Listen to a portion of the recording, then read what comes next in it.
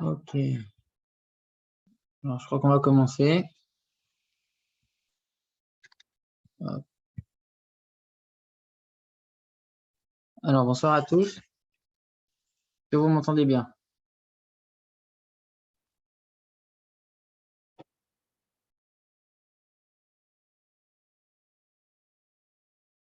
Ok, on va commencer. Alors, on va faire un petit rappel de ce qu'on a vu la semaine dernière. Donc, la semaine dernière, on avait commencé la sikha donc pour expliquer qu'est-ce que la chassidoute. Donc, le rabbi avait donné 4 grandes définitions.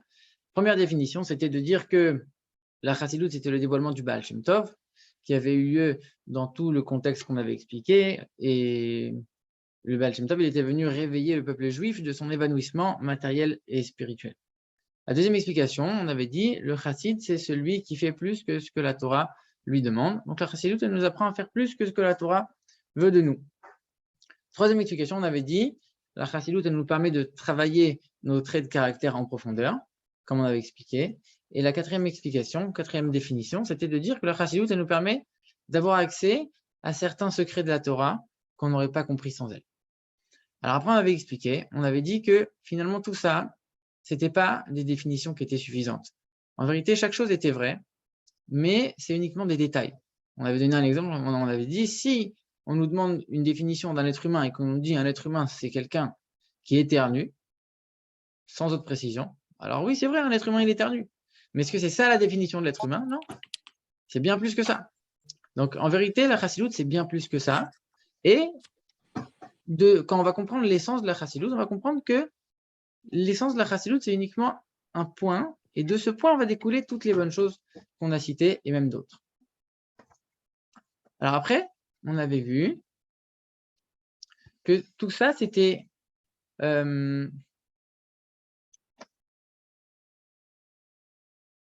ok. Donc on avait dit ça, c'était pas vrai uniquement pour la chassidoute, c'est vrai pour toute la Torah. Pourquoi on avait dit ça spécialement pour la chassidoute? Donc le rabbi, il reprend la définition. Tu viens de me dire que la chassidoute, c'est le dévoilement de l'essence de Dieu, c'est un seul point de dévoilement de l'essence de Dieu, et de là va découler toutes les bonnes choses. En vérité, ça, c'est la définition de la Torah. Et après, le rabbi, il avait donné toutes les bonnes choses intellectuelles, toute la profonde sagesse qu'il y a dans la Torah, les bonnes choses éthiques, toutes les bonnes valeurs qu'il y a dans la Torah. En vérité, on voit que toutes les bonnes choses du monde, elles découlent de la Torah. Mais, alors dans ce cas-là, pourquoi on vient dire que ça s'applique spécialement à la chassidoute? Pourquoi on dit que la chassidoute, elle est là, elle permet de dévoiler l'essence de Dieu, alors que finalement, c'est la définition de la Torah. Et on avait répondu, globalement, que c'est vrai que ça s'applique aussi aux autres parties de la Torah. Seulement, pour les autres parties de la Torah, il y a un contexte, il y a une personnalité de chaque partie de la Torah. Il y a une dimension, tout un univers qu'on ne peut pas retirer. Et quand on va étudier telle ou telle partie de la Torah, on ne va pas voir Dieu tout de suite. On n'est pas en train de voir qu'on a pour but de dévoiler la divinité. On va voir dans le Chumash, on va voir des histoires, dans la Gemara, on va voir des raisonnements, dans la Halacha, on va voir des lois, on va voir des... Et à chaque fois, on va voir finalement le contexte, on va voir la dimension, l'environnement. Mais on ne va pas voir qu'on est là pour dévoiler Dieu. Alors que dans la chassidoute, on voit qu'on est là pour dévoiler Dieu directement, et c'est pour ça qu'il n'y a pas de forme fixe dans la chassidoute. Des fois, c'est des discours, des fois, c'est des sikhot, des mahamarim, des lettres. Il n'y a pas de forme fixe. On voit tout de suite qu'on est là pour dévoiler la divinité. On avait donné un exemple, on avait dit, c'est pareil qu'un vêtement. Il y a des vêtements qu'on peut retirer facilement. La chassidoute, une fois, ça va être comme ci, comme ça. C'est un vêtement qu'on peut enlever. Alors que les autres parties de la Torah, c'est finalement des vêtements qu'on ne peut pas retirer. Ça veut dire que tout le contexte, toute cette dimension, cet univers que chaque partie elle a, on ne peut pas l'enlever. Les histoires du Chumash, on ne peut pas les enlever. On a besoin de passer par là pour comprendre. Les raisonnements de la Gemara, on ne peut pas les retirer. On a besoin, Dieu il a voulu que ça passe par ces raisonnements de la Gemara. Donc, toutes les autres parties de la Torah, c'est vrai que c'est le dévoilement de l'essence de Dieu. C'est vrai que c'est de la divinité, au même titre, chaque partie, au même titre l'une que l'autre. Seulement, parfois, la divinité, elle n'est pas visible tout de suite. Alors que dans la chassidoute, on le voit. Et donc, c'est pour ça que le rabbi avait décidé de dire cette définition, que la chassidoute, c'est le point de dévoilement du niveau le plus profond de l'essence de Dieu. Après, on avait commencé à poser la question, on s'était dit, mais pour mieux comprendre c'est quoi la chassidoute, il faut comprendre c'est quoi Mashiach. Alors pourquoi? Quel rapport? Et on avait cité la fameuse lettre du Baal Shem Tov qui dit que, où il raconte à son beau-frère qu'il est monté dans les palais célestes, il est parti voir le Mashiach et il lui a demandé quand est-ce que tu vas venir. Et le Mashiach lui a dit, je viendrai quand tes sources se répandront à l'extérieur. Donc en vérité, on voit que la venue de Mashiach est la conséquence du dévoilement de la chassidoute. Et on avait dit, pour comprendre la valeur d'une mitzvah, il faut comprendre c'est quoi la récompense de la mitzvah. Plus la récompense est grande, plus on va comprendre que la mitzvah elle a une grande valeur.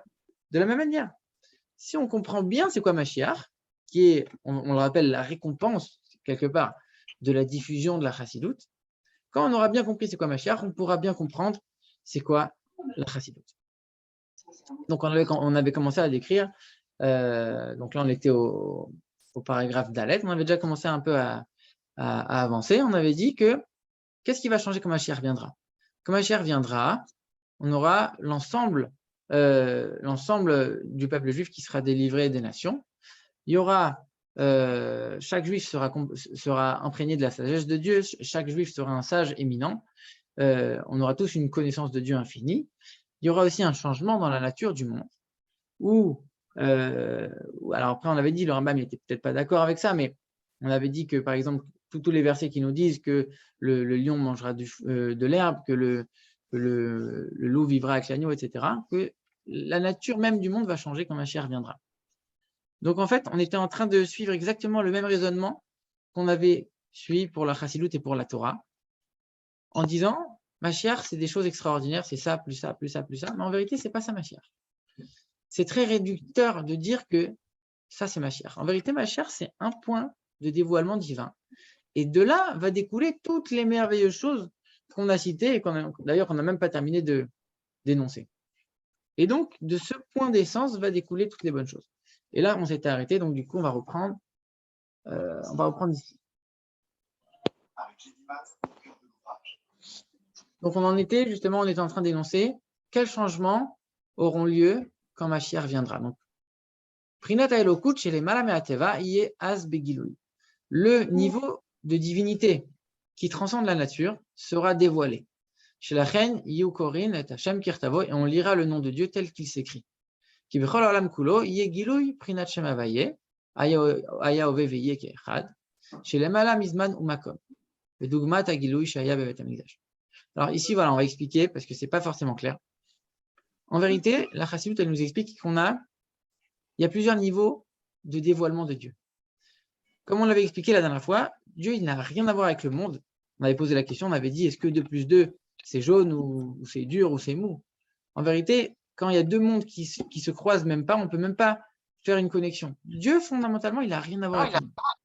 Il n'a rien à voir avec le monde et du coup, il est complètement déconnecté de ce monde-là. Seulement, il a décidé de s'exprimer dans le monde à travers certains attributs, à travers certains aspects.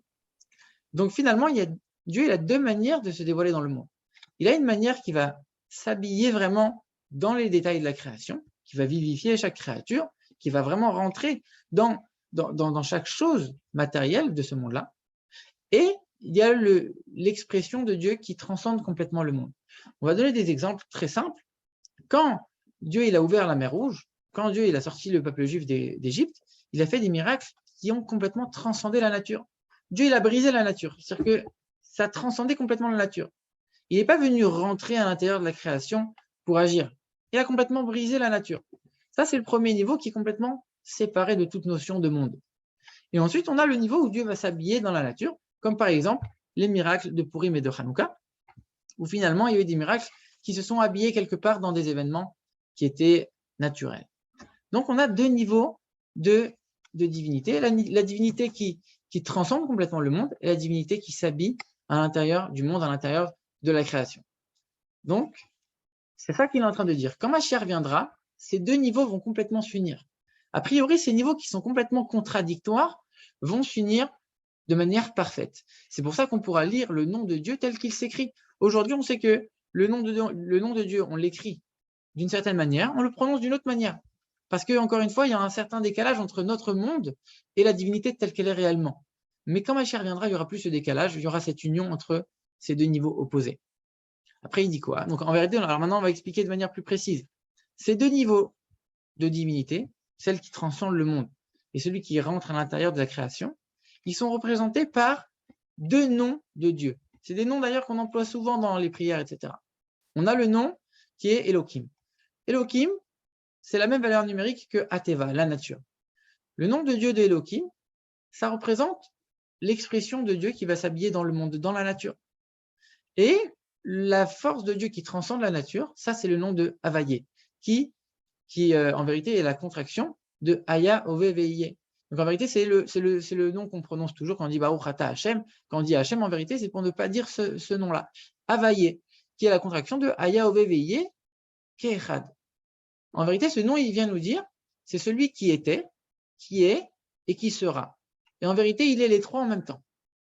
Donc, on est en train de nous dire, il y a le passé, il y a le présent, il y a le futur, et Dieu, il arrive à unir les trois.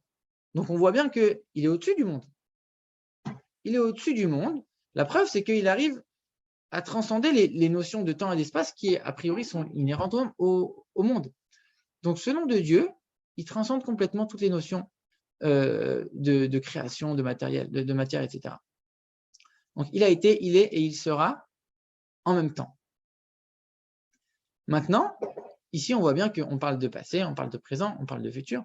Donc, même s'il transcende le temps, il y a quand même une certaine notion de temps. Donc, il est au-dessus, mais il a quand même un certain lien avec. Alors que quand on avait expliqué la dernière fois, on avait dit que Dieu, intrinsèquement, il n'a rien à voir avec le monde. Il n'a aucun lien, aucun lien. Donc ici, on voit que même ce nom de Dieu qui transcende le monde, même ce niveau de divinité qui transcende le monde, qui ne s'habille pas à l'intérieur de la création, même lui, finalement, il a une certaine limite. Et c'est ça qu'on va voir plus tard. Le niveau qui est encore au-dessus, c'est l'essence même de Dieu. Ça n'a vraiment aucun lien. Ça, c'est vraiment complètement déconnecté de toute notion. Et donc ici, il est en train de nous dire que finalement, le nom de Dieu de Havayé et le nom d'Elohim seront complètement unis, et les notions de temps et d'espace vont complètement s'unir avec l'infini de Dieu qui, a priori, transcende toutes les notions de temps et d'espace. Et il dit, c'est comme ce qu'il y avait dans le Beth Amikdash. Alors, c'est quoi dans le Beth Amikdash? Qu'est-ce qui se passait dans le Beth Amikdash? On savait que dans le Saint des Saints, il y avait l'arche sacrée, l'arche de l'Alliance. Et quand on mesurait cette arche, elle avait une certaine mesure. Je ne me rappelle pas la mesure exacte. Elle avait une certaine mesure. Et par contre, quand on mesurait le mur aussi, il avait une certaine mesure. Mais quand on mesurait d'un côté de l'arche jusqu'à l'extrémité du mur, et de l'autre côté de l'arche jusqu'à l'autre extrémité du mur, on trouvait la même distance que si on avait mesuré le mur entièrement. Comme pour dire, l'arche, elle était là, elle avait une mesure quand on la mesurait, mais quand on essayait de la situer dans le Saint des Saints, dans la pièce, on voyait que dans la pièce, elle ne prenait pas de place. On n'arrivait pas à déduire sa mesure de la place. Alors qu'elle avait une mesure. Donc finalement, c'est quelque chose qui transcendait complètement la raison. On avait l'union de l'infini et du fini en même temps, dans le Beth Amikdash. Et donc quand Mashiach viendra, encore une fois, on revient à notre sujet, quand Mashiach viendra, on aura ce dévoilement, cette union de l'infini et du fini ensemble, donc le dévoilement de l'essence de Dieu directement, comme Mashiach viendra. A priori, on avait déjà plein de choses extrêmement élevées pour la venue de Mashiach.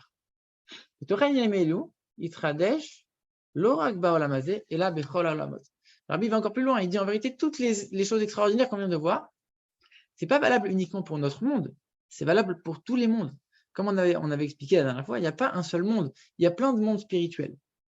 Notamment, on décompose toujours en 4, il y a notre monde Asiya, après au-dessus Yetzira, au-dessus Bria, et après Atzilut. De manière générale, il y a 4 mondes. Après, on est en train de nous dire que tout ce qui va arriver quand Mashiach viendra, ce n'est pas uniquement dans notre monde, c'est dans tous les mondes. Qu'est-ce qu'il dit entre parenthèses? Non, on n'a pas lu ça. Qui a naga baolamot aïlonim ou kefi seder naga baolamazé. Il dit pourquoi la venue de Mashiach, elle va aussi avoir un impact sur l'ensemble des mondes, parce qu'on sait que tout ce qui arrive, tout ce qui se passe dans notre monde matériel a un impact sur les autres mondes spirituels. D'où on le sait ça. Le Rabbi donne un exemple, il dit Valderer, Akiviut de Rosh Chodesh ou Moadim. Quand on va fixer le nouveau mois, alors aujourd'hui, c'est plus comme ça parce qu'on a un calendrier qui est fixe.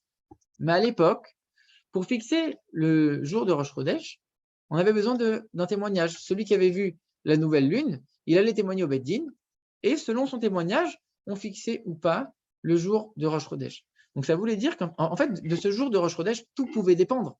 Parce que si on fixe le Rosh Chodesh le mardi, ou si on fixe le Rosh Chodesh le mercredi, en fonction de ça, la date des fêtes qui vont avoir lieu dans le mois, tout va être décalé.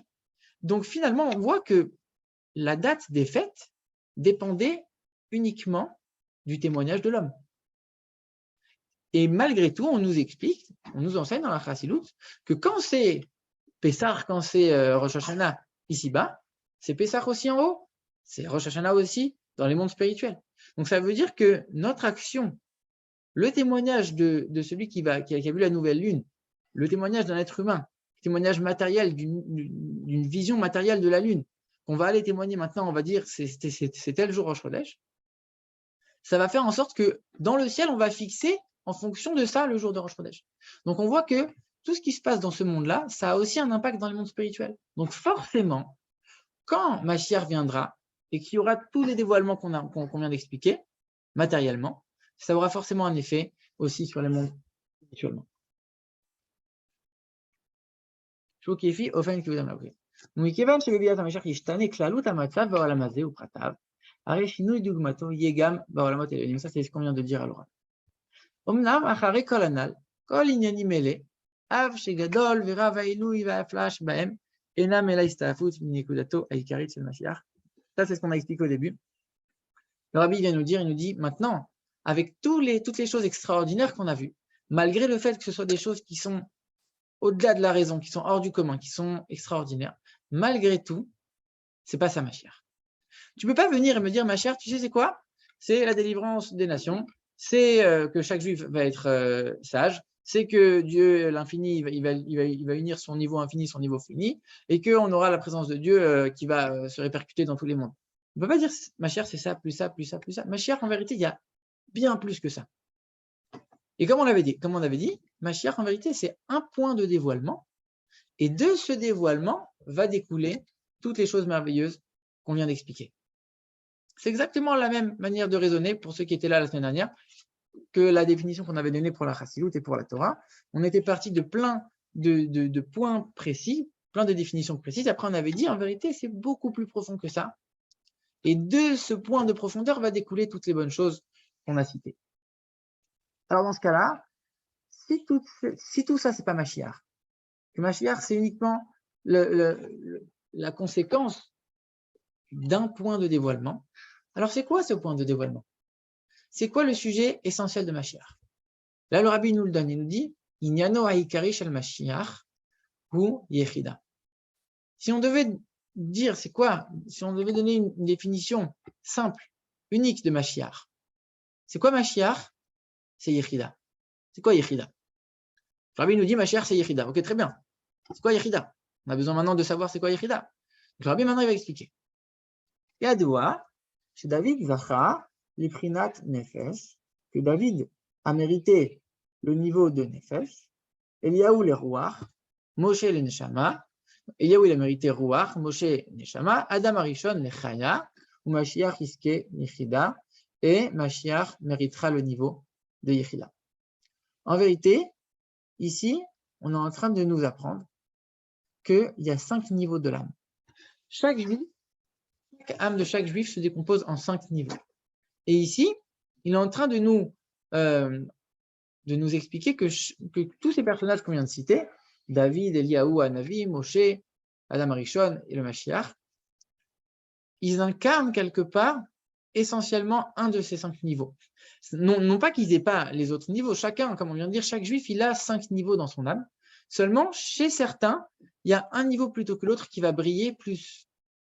Et donc, chez David, apparemment, c'était le niveau de Nefesh. Eliaou, c'était le niveau de Ruach, etc. Alors, ça correspond à quoi? C'est quoi tous ces noms? Qu'est-ce que ça signifie? C'est quoi ces noms et c'est quoi ces niveaux? Donc, on va reprendre les choses dans l'ordre. On a dit il y a 5 niveaux de l'âme. Chaque juif, il a 5 niveaux de l'âme. Il faut savoir que les 3 premiers niveaux, c'est les 3 parties de l'âme qui s'habillent dans le corps du juif. Les 2 parties supérieures, qui sont Chaya et Yechida, elles ne s'habillent pas dans le corps du juif. elle plane un petit peu au-dessus de lui. À quoi correspondent ces 5 niveaux? Nefesh, le premier niveau, c'est l'attachement qu'un juif peut avoir avec Dieu à travers ses actions. Ruach, c'est l'attachement qu'on peut avoir à Dieu à travers ses émotions. Neshama, c'est l'attachement qu'on peut avoir avec Dieu. Non, j'ai sauté. Ruach, c'est l'attachement qu'on peut avoir à Dieu avec son intellect. Ruach, Neshama, c'est l'attachement qu'on peut avoir à Dieu avec ses émotions. Chaya, c'est l'attachement à Dieu qu'on peut avoir à travers sa volonté et son plaisir. Et enfin, Yechida, c'est l'attachement à Dieu en tant que tel. Il n'y a pas de raison. Je ne suis pas attaché à Dieu à travers quelque chose. Je suis attaché à Dieu parce que toute mon essence, elle est unie à Dieu. Moi et Dieu, c'est une seule et même chose intrinsèquement. Ça, c'est les 5 niveaux de l'âme. En vérité, qui représentent 5 expressions de l'âme juive dans tous les domaines de la vie. Alors, c'est quoi la définition plus précise de Yechida? Dans ces 5 niveaux, où elle se situe? Donc, on l'a dit, c'est le niveau le plus haut. Ok, très bien. Mais encore. Rabbi va expliquer. Ma'alat ha-Yechida al-dalet aprinot nefesh ruach neshama chaya. C'est quoi la qualité de Yechida par rapport aux 4 autres niveaux? Bachamisha madrigot shel kol neshama. Dalet aprinot nefesh ruach neshama chaya em madrigot pratiyot. Les 4 premiers niveaux, nefesh ruach neshama et chaya, c'est des niveaux particuliers. Comme on vient de dire. Le nefesh, c'est dans l'action. Le ruach, c'est dans l'intellect. J'ai un doute si c'est. Non, je pense que ruach, c'est d'abord les émotions et neshama, l'intellect. J'avais inversé tout à l'heure. Donc, on voit finalement qu'en fait, je reprends les 5, les 5 niveaux, ils ont chacun une expression particulière. Ils ont chacun une définition. Ils ont chacun, comme on a dit tout à l'heure, une dimension, une personnalité. Nefesh, ça va être représenté dans toutes les actions. Ruach va être représenté dans toutes les émotions. Neshama va être représenté dans toutes les formes d'intellect, intellectuel, etc. Chaya, encore une fois, c'est limité à la volonté, c'est limité au plaisir. Mais on voit que le 5e niveau, comme on l'a dit, il n'est pas limité à quoi que ce soit. Il représente uniquement le fait qu'on est uni à Dieu. Donc les 4 premiers niveaux, c'est des niveaux particuliers, des niveaux qui sont quelque part limités. Le 5e niveau, c'est un niveau qui n'a rien à voir avec les autres, qui est complètement, si on peut dire, infini, qui est complètement déconnecté des 4 autres niveaux. Ça voudrait dire que si je vous pose la question, je vous dis, mais on a Nefesh, Ruach, Neshama, Chaya. Est-ce que Nefesh est plus proche de Yechida ou est-ce que c'est Chaya qui est plus proche de Yechida? A priori, on pourrait même dire que les deux sont aussi éloignés de Yechida l'un que l'autre. Tellement c'est un niveau qui est infini. On sait qu'en mathématiques, quand on compare le chiffre 1 à l'infini, ça fait 0. 1, ça vaut rien devant l'infini. Mais quand on compare 1 million devant l'infini, ça vaut aussi 0. Le 1 comme le 1 million, ils n'ont aucune valeur devant l'infini. De la même manière, Yechida, c'est un niveau qui est infini. C'est un niveau qui représente l'union profonde à Dieu de chaque juif. En vérité, c'est l'essence même de l'âme. Chez les Malam et Guidar Pratim, c'est au-delà de toutes les définitions qu'on peut lui donner.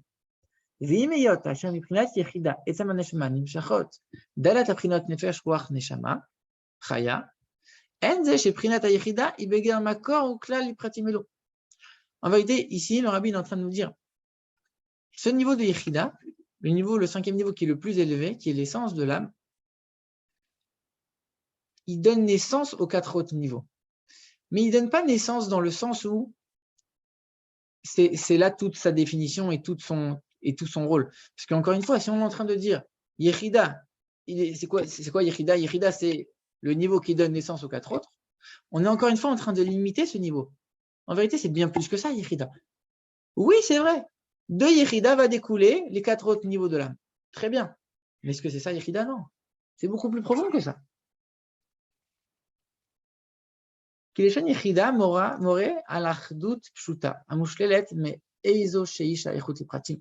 En vérité, le niveau de Yechida, il désigne une unité parfaite qui ne peut pas être limitée par des détails. On ne peut même pas dire qu'elle donne naissance aux autres niveaux. C'est vrai qu'elle donne naissance, mais on ne peut pas la limiter à ça. Shalaneshama, et là, Shmimina Nimsat. Ok, donc en vérité, c'est le point essentiel de l'âme, c'est Yechida. L'essence de l'âme, c'est Yechida. Donc, comme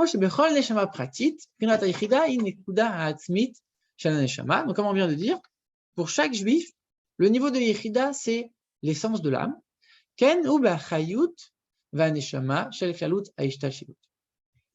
Maintenant, si on admettons que l'ensemble de l'enchaînement des mondes, l'ensemble de la création, l'ensemble de l'univers, si on admettait que l'ensemble de l'univers avait une âme, alors Mashiach serait la Yechida de l'univers. Mashiach serait la Yechida du monde. C'est ça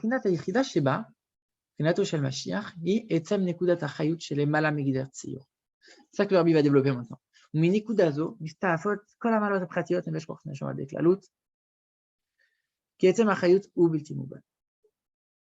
En vérité, le niveau de Yechida, pourquoi il est tellement lié avec Mashiach? Parce que Mashiach, quelque part, c'est le but et l'accomplissement ultime de l'ensemble de la création du monde. Ça veut dire que tout ce qui a été créé n'a été créé que pour arriver à ce moment, que pour arriver à cette période. Donc, si on devait dire que tout cet univers, tout ce monde que Dieu a créé avait une âme, et que dans cette âme, il y avait le niveau de Yechida, la Yechida du monde, la Yechida de tout l'enchaînement, de tous les mondes, comme on l'a dit tout à l'heure, la Yechida serait la venue de Mashiach, la période de Mashiach. Donc c'est pour ça que le Rabbi l'a dit tout à l'heure au début, c'est quoi Mashiach? Si on devait donner la vraie définition, Mashiach, c'est Yechida. En vérité, c'est pour nous dire que Mashiach, c'est l'essence c'est la raison ultime, essentielle pour laquelle le monde a été créé, c'est l'accomplissement ultime de la création. Et donc, du coup, forcément, c'est infini.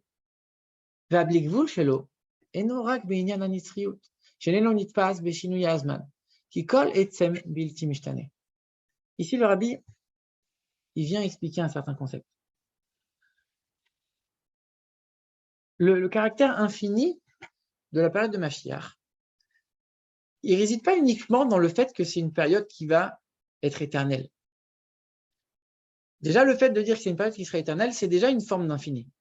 Le Rabbi, c'est encore plus que ça. Chez l'Olitfas Veshinui Azman, en vérité, ce n'est pas quelque chose qui est limité par le temps, donc c'est éternel. Ok. En vérité, c'est encore plus que ça. Chez Gam, on va peut-être sauter la parenthèse et revenir après sur la parenthèse.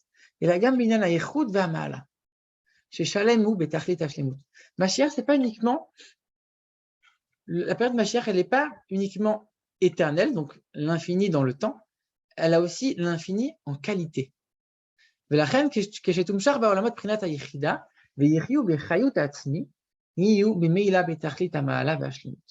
Donc, qualitativement, chaque chose du monde atteindra sa perfection. Ce n'est pas uniquement que ce sera éternel dans le temps, même la qualité de chaque chose sera infinie. Alors ici, le Rabbi, on va reprendre la parenthèse. Le Rabbi reprend une définition pour nous expliquer c'est quoi quelque chose de Atzmi, c'est quoi quelque chose qui est infini, quelque chose qui est éternel. C'est quoi?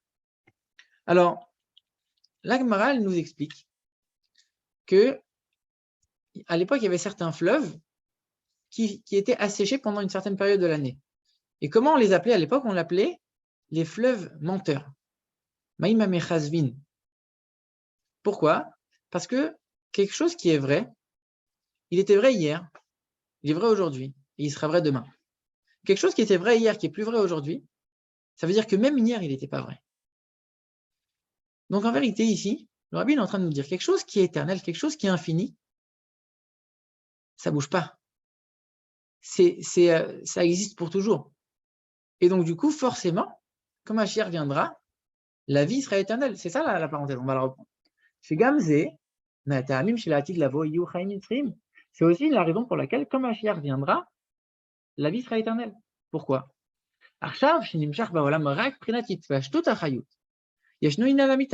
Aujourd'hui, la mort existe. Pourquoi la mort existe? Parce que la vitalité du monde, elle provient d'un reflet de Dieu. On n'a pas l'essence de Dieu qui se dévoile directement dans le monde. On a uniquement un reflet. Donc comme c'est un reflet, c'est pas l'essence directement. Et comme on l'a dit, quelque chose qui n'est pas essentiel, ça peut être vrai, ça peut changer, ça peut varier. Quand on a l'essence de Dieu, alors là, c'est quelque chose qui ne change jamais. Donc aujourd'hui, à l'heure actuelle, le monde, il prend sa vitalité d'un reflet de Dieu. Donc forcément, c'est limité. Forcément, aujourd'hui, il y a la vie, demain, il peut y avoir la mort. Et donc, la mort existe de nos jours. Mais quand Mashiach viendra, le monde y puisera sa vitalité de l'essence de Dieu directement. Et donc, forcément, quelque chose qui est vivant, il restera vivant. Quelque chose qui est là aujourd'hui, il sera là pour toujours. Donc, c'est pour ça qu'on dit que ce sera éternel. Éternel dans le temps, éternel dans la vie, mais aussi éternel en quantité, infini en quantité. Tout ce qui est essentiel ne change pas. Donc ici, on vient de voir un petit peu, c'est quoi la définition de Mashiach. Donc le Rabbi, pourquoi il a parlé de Mashiach à la base? C'était pour nous dire, comme Mashiach, la venue de Mashiach, c'est l'aboutissement de la diffusion de la Chassidoute. Donc pour comprendre c'est quoi la Chassidoute, on doit comprendre c'est quoi Mashiach. Maintenant, il vient d'expliquer c'est quoi Mashiach. Mashiach, c'est le dévoilement ultime de la création du monde, c'est l'infini, etc. La vitalité du monde va être complètement différente. Et donc, grâce à cette définition, on peut comprendre un petit peu plus c'est quoi la Chassidoute. Donc, on reprend le bas. Comme on l'a dit plus haut.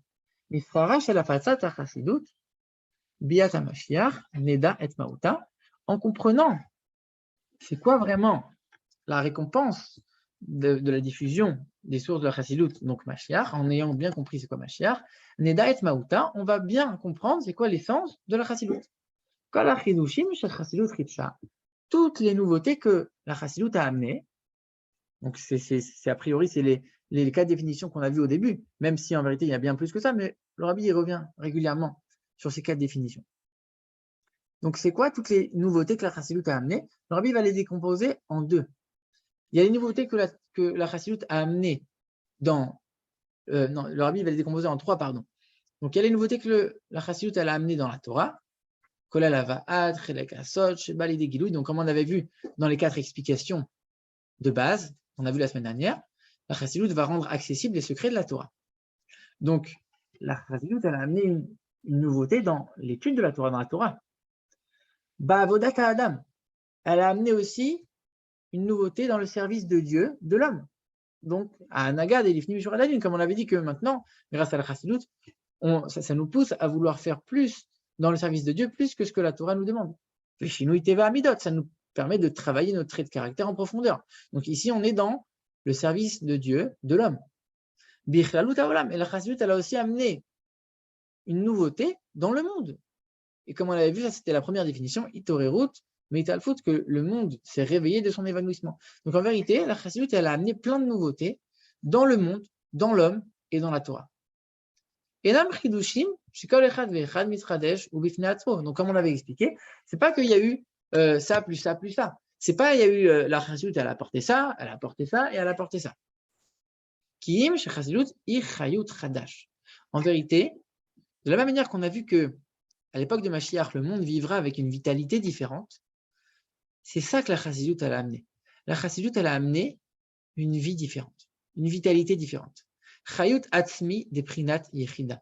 La Chassidoute elle a permis d'amener une vie profonde et une vie quelque part éternelle qui est fondamentalement liée au niveau de yechida.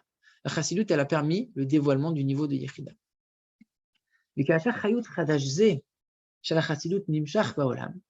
Et quand maintenant, cette nouvelle vie, cette nouvelle vitalité de la Chassidoute va s'exprimer dans le monde, Torah Chassidoute Aklalit, à l'idée de Kedushat al-Baal Shem Tov, Arava Magid, Vechule, ואחר כך תורת חסידות חב"ד על ידי הנשמה החדשה, קדושת האדמו"ר הזקן, בעל השמחה והגאולה. On va peut-être expliquer la parenthèse juste après, parce que c'est aussi intéressant. Donc, quand toute cette vie nouvelle que la Chassidoute a amenée dans le monde, Yitzchilu kol inyene haolam lichyot bechayut chadash, chayut atzmi, ubimeila nitrachu behem kama vekama inyanim. En vérité, quand la Chassidoute s'est dévoilée, quand il y a eu le dévoilement de la Chassidoute avec tous les avantages qu'on a vus, c'est pas seulement qu'il y a eu ces avantages, c'est pas seulement qu'il y a eu ces nouveautés, pas seulement qu'il y a eu tous ces dévoilements. En vérité, le monde a commencé à puiser sa source à un niveau plus haut. Le monde, la nature même du monde a commencé à vivre différemment. Le vent a soufflé différemment, les arbres ont poussé différemment. Toute la vitalité de ce monde matériel a changé. Et de ce changement sont venues par la suite toutes les bonnes choses qu'on a citées au début, toutes les nouveautés dans l'homme, dans le monde et dans la Torah. Donc ici, le rabbi, entre parenthèses, il fait la précision. En vérité, quand on parle de la Chassidut, on parle de quoi? Donc la Chassidut, on avait dit, c'est l'enseignement du Baal Shem Tov. Et on découpe toujours la Chassidut de manière à dire qu'il y a la Chassidut générale, qui a été dévoilée par le Baal Shem Tov, son successeur, le Maggid de Mezrich, et aussi tous les contemporains qui ont dévoilé certains enseignements de la Chassidut. Et après, on a eu la Chassidut Chabad qui a été dévoilée par l'Admor HaZaken. Donc, grosso modo, si on veut approfondir un petit peu ça, parce que c'est aussi intéressant, Chabad, c'est les acronymes de Chochma, Bina et Da'at, qui sont les 3 facultés intellectuelles de l'âme. Donc, en vérité, Chassidut Chabad, elle est appelée Chabad. Pourquoi? Parce que on met toujours l'accent sur la compréhension, sur l'analyse, sur l'approfondissement intellectuel, de manière à comprendre les choses de manière parfaite, de manière à ce que ce soit pleinement intégré dans le service de Dieu. On ne fait pas uniquement les choses pour recopier ou de manière un peu superficielle, il faut vraiment que ça pénètre le service de Dieu en profondeur, en passant par la compréhension et par l'intégration profonde. Donc c'est pour ça que toujours le rabbi, et les rabbis en général, ils décomposent Chassidut en Chassidut général et Chassidut Chabad. Et ici, le rabbi dit que quand on parle dans notre sikha de Chassidut, en vérité, on inclut les deux.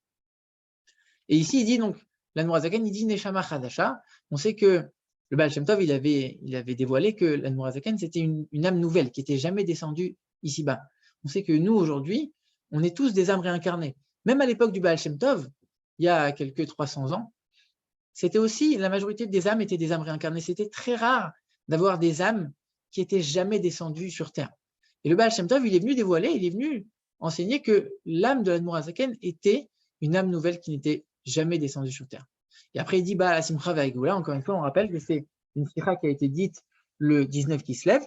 Et comme tout le monde le sait, le 19 qui se lève, c'est la libération de l'Admor HaZaken de prison. Donc, il dit, celui dont on célèbre la joie, dont on célèbre la délivrance, donc l'Admor HaZaken, le jour du 19 qui se lève, qui est le Rosh Hashanah de la Chassidut. Donc ici, en vérité, le rabbi recadre un peu les choses. On a compris, c'est quoi Mashiach? Mashiach, c'est que le monde va puiser sa vitalité à un niveau supérieur. Ici, on vient de nous apprendre qu'en vérité, la Chassidut, c'est la même chose. Elle a permis de faire en sorte que le monde va puiser sa vitalité à un niveau plus élevé dans la divinité. Et c'est pour ça que de là a découlé toutes les merveilleuses choses qu'on a vues. Gam mitahamze, nimshela Torah Chassidut, les shemen, razin de razin. Shemen, on écoute, ok. Donc ici, il dit que la Chassidut, elle est aussi comparée souvent à l'huile. Et on sait que l'huile, dans la Torah, ça représente les secrets des secrets. On a le vin. Le vin, c'est les secrets de la Torah. L'eau, c'est la Torah, la partie dévoilée de la Torah. Le vin, c'est les secrets de la Torah. Et encore plus haut, on a les secrets des secrets. Et ça, c'est représenté par l'huile. Shemen, nekudat atamtit, essence shel kol davar. En vérité, le rabbi, il dit, l'huile, c'est l'essence de chaque chose.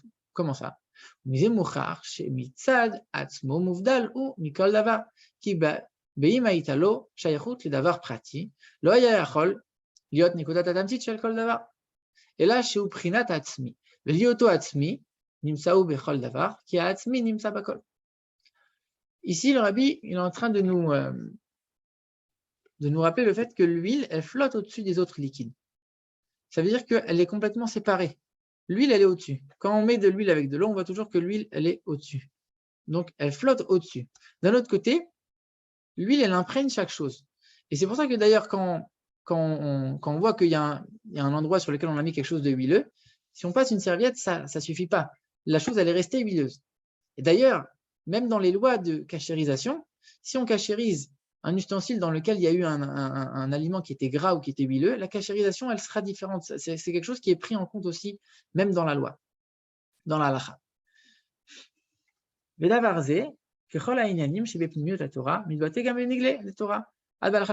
c'est ce que je viens de dire. Donc ici, dans l'huile, le rabbi, il sépare deux aspects de l'huile. D'un côté, elle imprègne chaque chose. D'un autre côté, elle est complètement séparée de tout. Et ici, on vient de te dire la chassidoute, ça correspond à l'huile. Et donc, finalement, le rabbi se sert de cet exemple pour nous dire la reine, la Torah ta chassidoute les shemen. On compare la chassidoute à l'huile, qui gamba, shte trunot elou.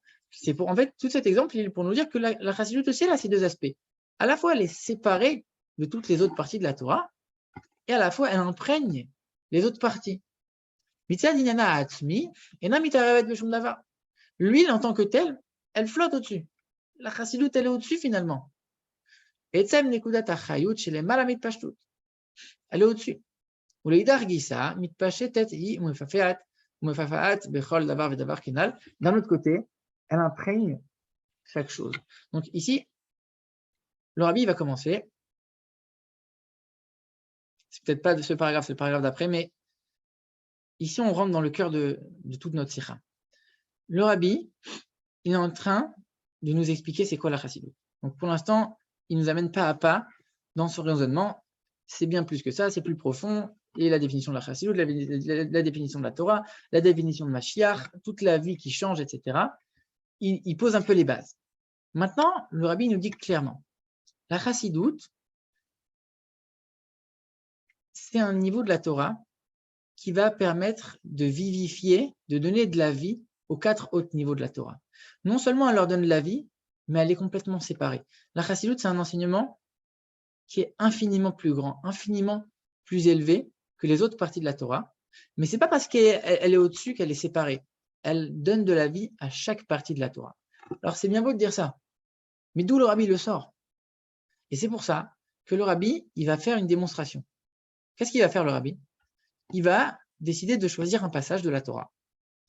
Ce passage, il va l'expliquer d'après les 4 parties de la Torah. Donc on rappelle les 4 parties qu'on avait vues la semaine dernière. On avait dit, les 4 parties, c'est le pardes. On a le pshat, le sens simple, le remez, le sens allusif, on a le dorouche, qui est le sens explicatif, et on a le sot, qui est le sens caché.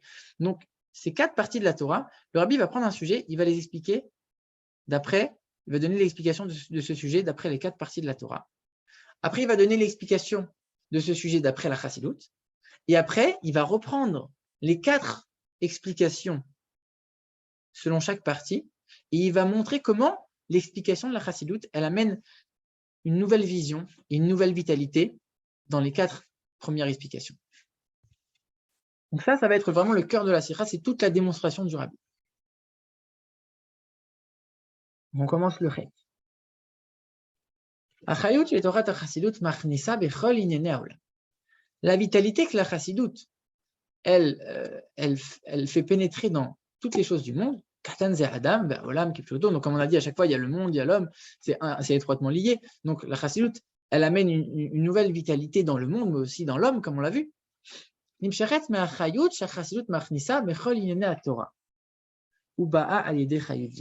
vérité, le rabbi ici, il remet les choses en place.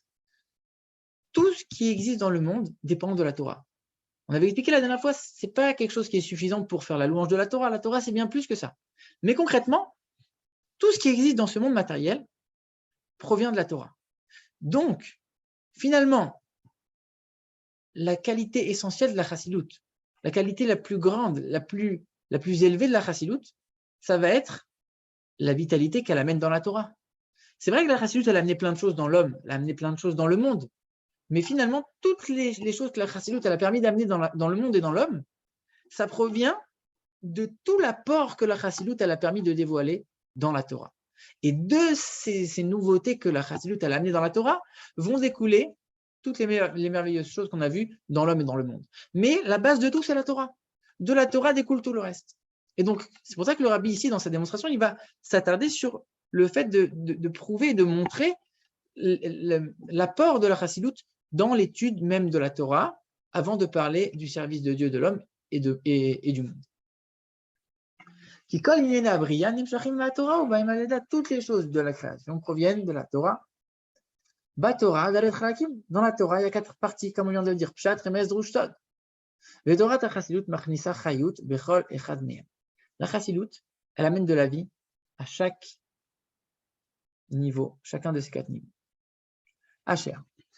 נוסף על זה, שבתורת החסידות באו ביאורים לעניינים שונים שבכל ד' חלקי התורה, שגם זה שולל את ההסברה, שהחסידות באה בכדי לבאר את חלק הסוד שבתורה בלבד. En vérité, c'est vrai que le Rabbi ici, il fait un petit aparté, parce que c'est vrai que les gens ont souvent tendance à penser, quand on leur demande c'est quoi la chassidoute, ils vont nous dire c'est une vulgarisation de la Kabbale, c'est une vulgarisation, on a mis un peu à disposition de tout le monde les secrets de la Torah, on les a un peu dilués, on les a de manière à ce que ce soit un peu plus compréhensible. Le Rabbi il rejette fermement cette manière de voir les choses. Comme on a expliqué la dernière fois, la chassidoute, elle n'est pas là pour expliquer la Kabbalah. La chassidoute, elle explique toutes les parties de la Torah. Si elle a besoin de prendre un chumash et d'expliquer, elle va prendre. Si elle a besoin de prendre un midrash, elle va prendre un midrash. Si elle a besoin de prendre une gemara et de la définir et de la décortiquer, elle va le faire. Si elle a besoin de prendre une partie du Zohar ou une partie de la Kabbalah et de l'expliquer, elle va le prendre, elle va l'expliquer, donc elle va le rendre accessible, et après elle va s'en servir pour son explication. Mais on voit finalement que toute la partie qui est l'explication, la définition des parties secrètes de la Torah, quelque part, c'est un peu accessoire. C'est vrai que la chassidoute, elle amène aussi ça. Mais est-ce que c'est ça la chassidoute? Non, c'est très réducteur encore une fois. Oui, la chassidoute, elle permet de comprendre les secrets de la Torah, mais c'est pas que ça, c'est bien plus que ça. La chassidoute, elle permet en vérité d'avoir un nouvel aspect, une nouvelle vision sur l'ensemble des parties de la Torah, pas que sur la partie qui est secrète. Limud ha-chassidoute, machnis chayut bechol inyan ve'inyan. Comme on l'a vu, la chassidoute, elle amène de la vie dans chaque chose. Bechol chelkei apardes, donc en l'occurrence les 4 parties de la Torah, chez l'omnim Torah, chez chayu beofen acher legamre, et grâce à cette explication de la chassidoute, on va comprendre comment chacune des autres études, chacune des autres parties va vivre de manière complètement différente. On va ressentir une vitalité, on va ressentir une clarté qui n'aura rien à voir à l'explication qu'on aura eue avant l'éclairage de la chassidoute, même pour les 4 autres parties de la Torah.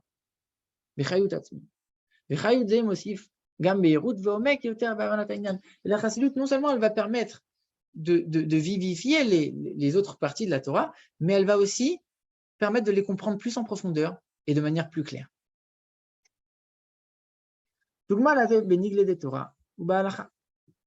Ici, le Rabbi donne un exemple. Je pense qu'on va terminer le paragraphe et on va s'arrêter là.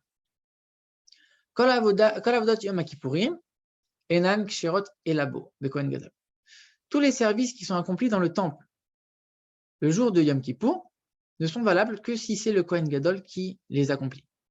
Kmo shekdushat Yom Kippour moila la avoda miuchedet de Yom Kippour. Kach hi poelet gam batmidin musafin de Shabbat amishtayichim mitzad atzmam lecholim hashana shegam hem mitkadshim mikdushato shel Yom Kippourim. Ici, en vérité, le Rabbi explique que quand c'est Kippour, quand dans le Beth Amikdash c'était Kippour, il y avait certains services qu'on accomplissait en plus. Mais ce qui était incroyable, c'était que même les choses qui étaient accomplies quotidiennement dans le Beth Amikdash, elles prenaient une autre dimension. Ça veut dire, et ça on le voit même aujourd'hui, ça veut dire qu'aujourd'hui, dans le jour de Kippour, on fait le matin la prière de Shachrit. Concrètement, tous les jours de l'année, on fait Shachrit. Mais le jour de Kippour, on sent que Shachrit, il est différent. Ça veut dire que la sainteté de Kippour, elle imprégnait tous les autres services, même les services qui étaient accomplis quotidiennement dans le temple. Ce n'était pas seulement les services qui étaient spécifiques à Kippour, qui étaient imprégnés de la sainteté de Kippour. C'était même les choses qui étaient accomplies tout le temps, elles revêtaient une importance et une sainteté complètement particulière du fait que c'était Kippour, même si on le faisait tout le temps. Et ça, on le voit encore aujourd'hui. Car il peut être... Okay. C'est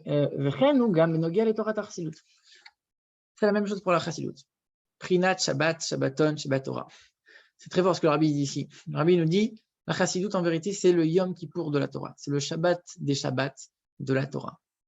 Pourquoi il dit ça? Elle va avoir un impact dans les 4 parties de la Torah qu'on a vu tout à l'heure. Qui dalet achalakim pardes, Shabbat Torah, em dalet aprinot, nefesh, ruach, neshama, chaya, Shabbat Torah.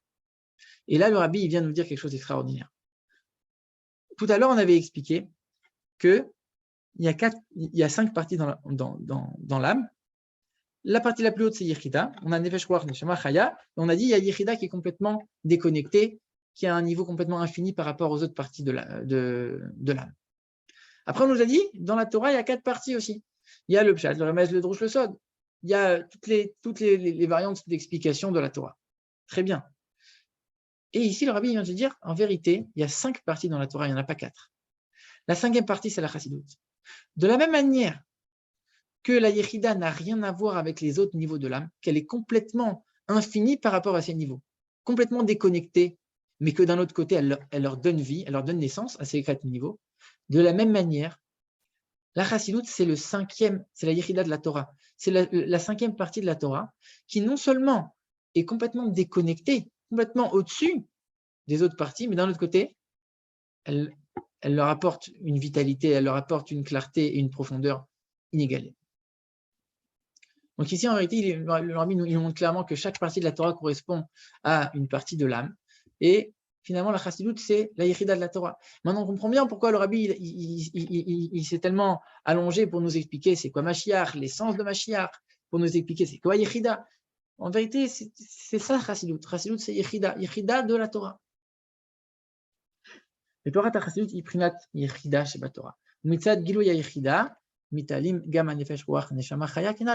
la même manière que le jour de Kippour, tous les services qui étaient accomplis les autres jours de l'année, ils s'élevaient à une sainteté supérieure. De la même manière, par l'étude de la Chassidoute, les autres parties de la Torah vont s'élever aussi et vont atteindre un niveau de compréhension et de sainteté complètement extraordinaire. Donc, ici, le rabbi n'a pas encore commencé la démonstration et on va être amené petit à petit à le démontrer la semaine prochaine si Dieu veut. Le rabbi va expliquer quel sujet il a choisi, pourquoi il l'a choisi et après il va expliquer le sujet avec les 4 parties de la Torah. Il va expliquer selon la Chassidoute et après il va revenir sur les 4 parties en montrant comment la Chassidoute elle permet de mieux comprendre même les 4 autres parties de la Torah pour que la démonstration soit parfaite et que tout ce que le rabbi finalement il est en train de dire ici, c'est pas uniquement des paroles dans le vent. Le rabbi vient, il le prouve, il le montre. Il le démontre avec des sources, avec des explications qui sont claires pour nous montrer, pour vraiment qu'on comprenne et on intègre c'est quoi la vraie définition de la Chassidoute au sens que le rabbi a voulu qu'on le comprenne. Voilà, donc je ne sais pas si on fait peut-être un petit résumé. Donc, on a terminé de voir la définition de Mashiach, tous les dévoilements. Finalement, on a vu que Mashiach, c'était un point de dévoilement beaucoup plus élevé que ça. De là découlent toutes les autres choses. On avait expliqué c'était Mashiach, c'était Yechida. C'était quoi Yechida? C'est le 5e niveau de l'âme. Si on dit que tout l'univers a une âme, Mashiach, c'est la Yechida, c'est le but ultime de la création. Et donc maintenant qu'on comprend bien c'est quoi Mashiach, que le monde y vit grâce à une vie complètement différente, qui prend sa source à un niveau différent, automatiquement, tout va changer, mais c'est uniquement une conséquence. Et maintenant qu'on dit que la diffusion de la Chassidoute va amener Mashiach, alors on peut comprendre que la Chassidoute aussi, elle amène le monde à une vitalité, à un niveau de vitalité complètement supérieur. Et de là va découler toutes les choses merveilleuses qu'on a citées la dernière fois et qu'on a rappelées aujourd'hui. Et encore une fois, maintenant le rabbi nous dit, dans toutes ces choses extraordinaires, c'est sûr que le plus important, c'est ce que la Chassidoute elle a amené dans la Torah. Parce que de ce qu'elle a amené dans la Torah va découler tous les apports de la Chassidoute dans le monde et dans l'homme. Et donc maintenant, grâce à cette démonstration, on va voir que le rabbi va démontrer tout ce qu'il a dit depuis le début. Alors voilà, à la semaine prochaine, si Dieu veut. On va arrêter ici pour cette semaine.